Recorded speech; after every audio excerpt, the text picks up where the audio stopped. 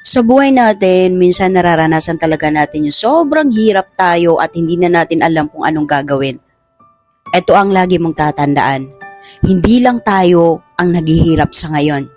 Maraming mga tao na mas malala pa yung nararamdaman compared sa'yo. Mas malala pa yung mga pinagdaanan compared sa'yo.